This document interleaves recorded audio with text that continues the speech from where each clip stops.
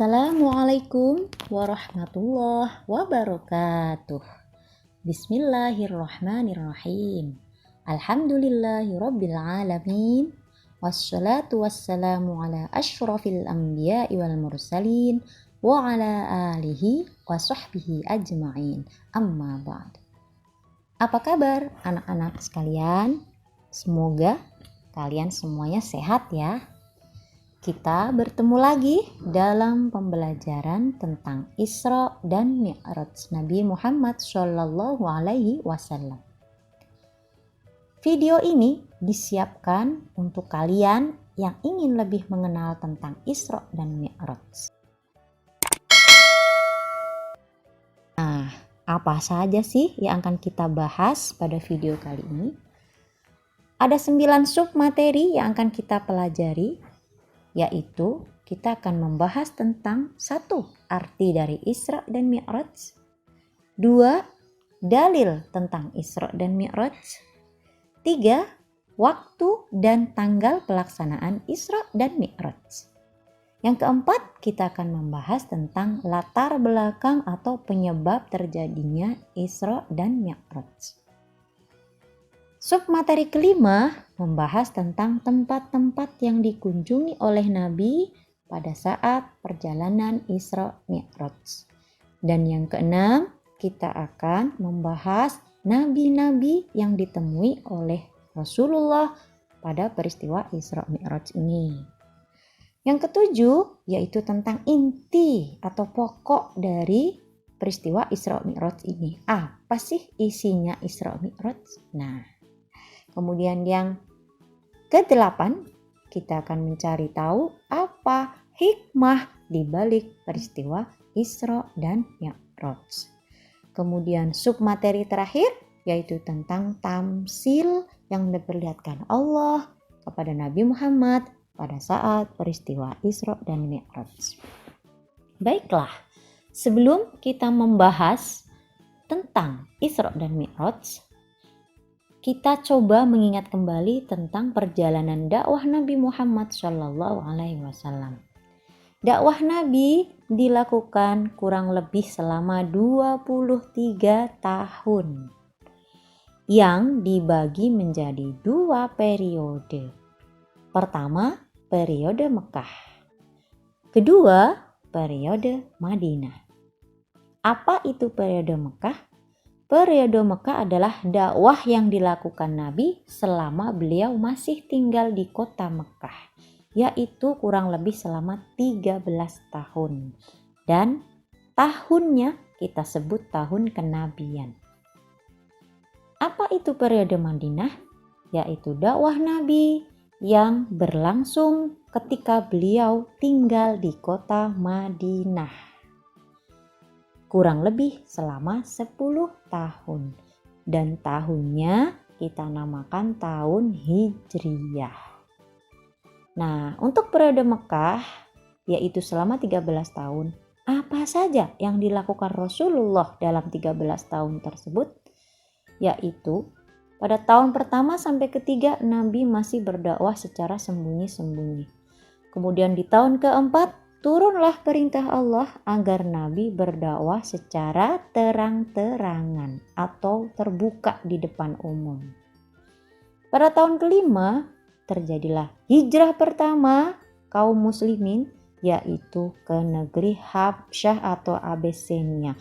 Pada saat itu Nabi dan keluarganya tidak mengikuti hijrah itu.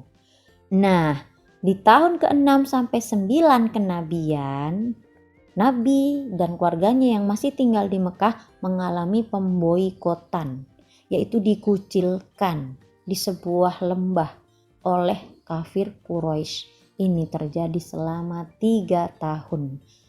Pada saat itu, Nabi dan keluarganya dan pengikutnya mengalami kekurangan bahan makanan, sehingga banyak yang sakit. Salah satunya adalah Khadijah dan Abu Thalib. Sehingga pada tahun 10 kenabian, 2 orang ini, Khadijah dan Abu Thalib, akhirnya wafat. Sehingga tahun 10 kenabian ini disebut tahun kesedihan atau Amul Huzni. Sebab Nabi memang benar-benar mengalami kesedihan yang amat dalam atas meninggalnya istri dan pamannya tercinta. Karena itulah di tahun 10 itu juga Rasulullah memutuskan untuk hijrah ke Taif. Akan tetapi di luar harapan Nabi, ternyata sambutan penduduk Taif sangat tidak bersahabat. Bahkan Nabi dilempari batu oleh mereka. Sehingga makin bertambahlah kesedihan Rasulullah.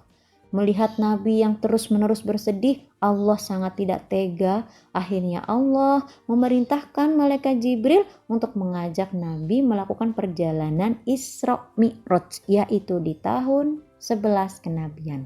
Ini yang akan kita bahas. Kita lanjutkan dulu. Tahun ke-12 kenabian terjadi Baiat Aqobah 1.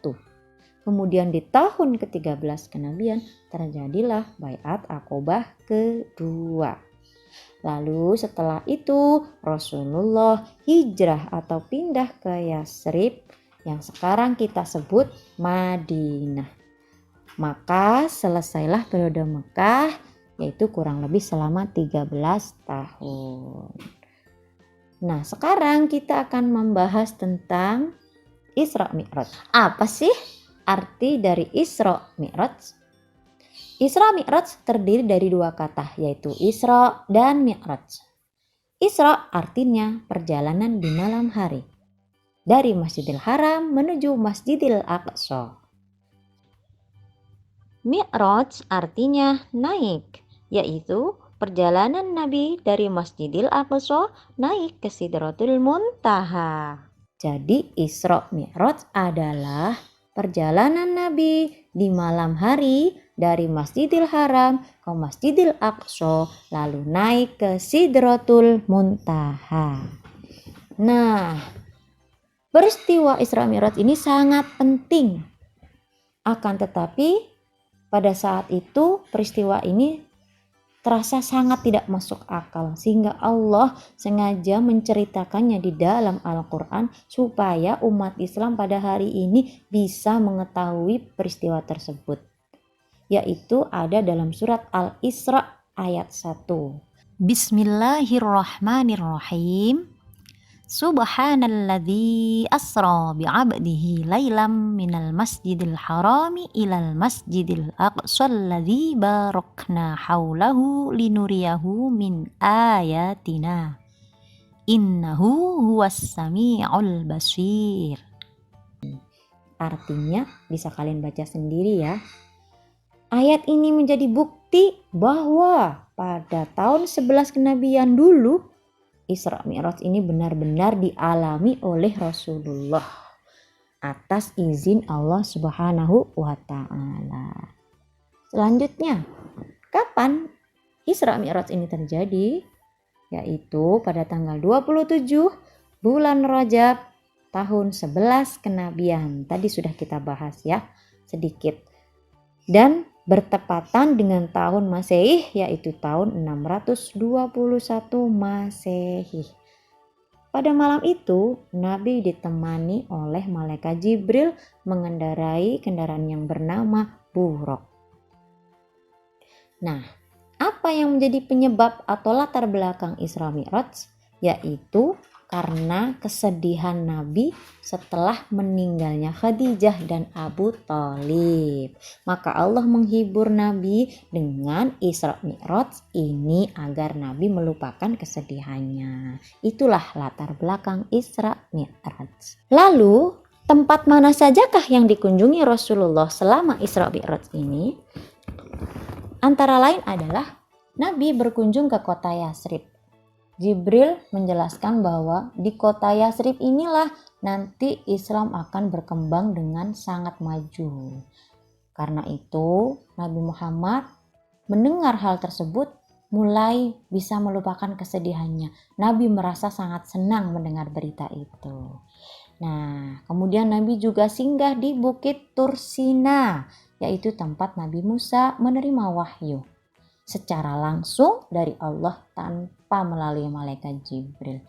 Perlu kalian tahu bahwa di antara seluruh nabi dan rasul hanya 2 orang saja yang menerima wahyu secara langsung dari Allah, yaitu Nabi Muhammad dan Nabi Musa. Kemudian Nabi juga singgah di Baitul Lahmi. Ini adalah tempat lahir Nabi Isa alaihi salam. Lalu Nabi juga ke Masjidil Aqsa yang letaknya di Palestina, tidak jauh dari Baitul Lahmi, masih di Palestina juga. Nah, dari Masjidil Aqsa, Nabi melakukan perjalanan Mi'raj, yaitu naik ke langit melalui 7 lapisan langit sampai ke Sidratul Muntaha. Dan di setiap lapisan langit itu, Nabi bertemu dengan nabi-nabi terdahulu. Nabi bertemu Nabi Adam yang sekaligus sebagai manusia pertama dan nabi pertama. Nabi Muhammad juga bertemu dengan Nabi Isa, Nabi Yahya, Nabi Yusuf, Nabi Idris, Nabi Harun, dan juga Nabi Musa. Nabi juga bertemu dengan kakek moyangnya. Siapa? Yaitu Nabi Ibrahim alaihi salam.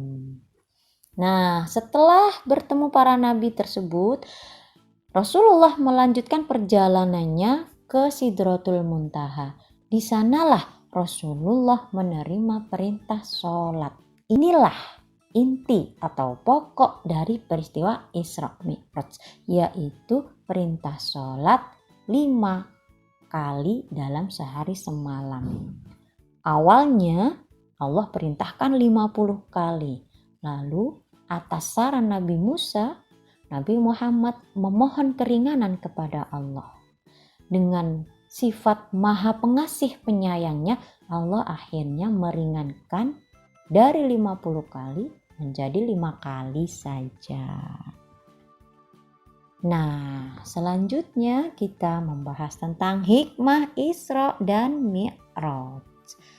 Apa yang bisa kita pelajari, kita ambil, kita petik dari Isra Mi'raj ini? Pertama, melalui Isra Mi'raj ini Allah ingin membuktikan kebesaran kekuasaan Allah, bahwa peristiwa yang paling tidak mungkin menurut manusia itu adalah hal yang sangat mudah bagi Allah. Jika Allah menghendaki, maka hal yang paling tidak masuk akal pun bisa Allah lakukan. Salah satunya adalah peristiwa Isra Mi'raj ini, yang mana pada zaman itu Nabi tidak membutuhkan oksigen atau baju astronot sekalipun untuk sampai ke Sidratul Muntaha, yaitu di atas langit ketujuh. Nah, hikmah yang kedua adalah peristiwa Isra Mi'raj ini menjadi tanda mulai diwajibkannya sholat 5 waktu bagi semua umat Islam. Allah ingin mengetahui yang manakah hambanya yang benar-benar akan menjalankan perintah ini, dan yang manakah hambanya yang tidak mau menjalankan perintah sholat ini. Sebab sholat itu adalah bukti iman kita kepada Allah, bukti bahwa kita percaya Allah adalah Tuhan kita. Hikmah yang ketiga, melalui Isra Mi'raj ini Allah ingin menguji keimanan para pengikut Nabi pada saat itu dan juga saat ini. Yang manakah hamba-hamba Allah atau pengikut Nabi Muhammad yang benar-benar percaya bahwa peristiwa Isra Mi'raj benar-benar terjadi, dan yang manakah pengikut Nabi Muhammad yang tidak benar-benar percaya kepada peristiwa Isra Mi'raj ini. Orang yang pertama kali percaya terhadap peristiwa Isra Mi'raj adalah sahabat Nabi, yaitu Abu Bakar. Sehingga Nabi memberinya gelar As-Siddiq, artinya orang yang membenarkan. Nah, dan orang yang paling tidak percaya kepada Nabi, bahkan mengejek Nabi, yaitu Abu Jahal, tokoh kafir Quraisy. Berikutnya hikmah keempat adalah bahwa peristiwa Isra Mi'raj ini membawa kebahagiaan bagi Nabi, sehingga Nabi bisa melupakan kesedihannya. Nah, anak-anak, kita sampai pada sub materi yang terakhir, yaitu tentang tamsil. Tamsil adalah perumpamaan atau sebuah gambaran. Tentang apa? Tentang balasan atau imbalan atau hukuman bagi manusia di akhirat nanti sesuai dengan amal masing-masing selama di dunia.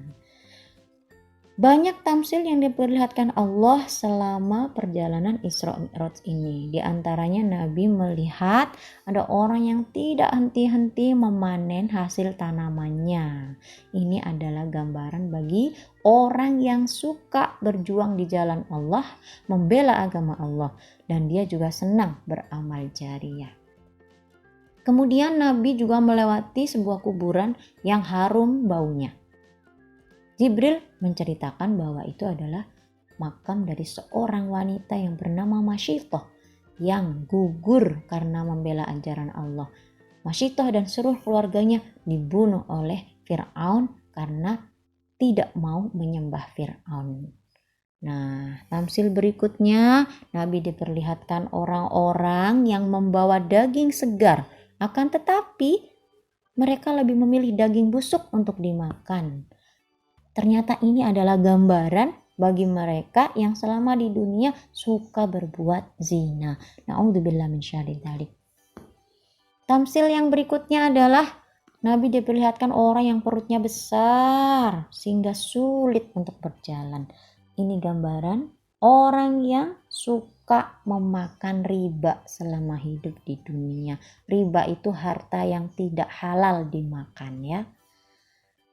Tamsil kelima yang diperlihatkan kepada Nabi adalah orang yang memotong lidahnya sendiri. Begitu lidah itu terpotong, dia tersambung lagi, lalu dipotong lagi oleh orang itu.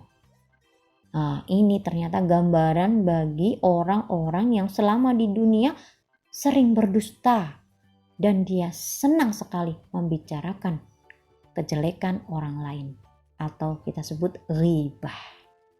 Nah, kemudian Nabi juga melewati para malaikat penjaga neraka. Nabi melihat bahwa wajah para malaikat itu sangat tidak ramah, tidak pernah tersenyum, dan tidak ada kelembutan. Itu semua menggambarkan betapa beratnya siksaan Allah di neraka. Nah, anak-anak sekalian, kita sudah sampai di penghujung video ini. Semoga penjelasan tadi bermanfaat untuk kalian semuanya, membantu kalian memahami tentang Isra Mi'raj. Dan dengan pemahaman tersebut, kita bisa mengambil sikap yang tepat sebagai seorang muslim. Bagaimana kita menyikapi Isra Mi'raj ini? Semestinya lah kita harus percaya bahwa peristiwa Isra Mi'raj ini memang benar-benar terjadi pada saat itu. Dan sebagai bukti bahwa kita beriman kepada Allah, kita laksanakan perintah Allah, yaitu sholat 5 waktu. Baiklah, sampai di sini pembelajaran kita kali ini. Sampai jumpa di pembelajaran berikutnya. Ihdinas siratal mustaqim. Wassalamualaikum warahmatullahi wabarakatuh.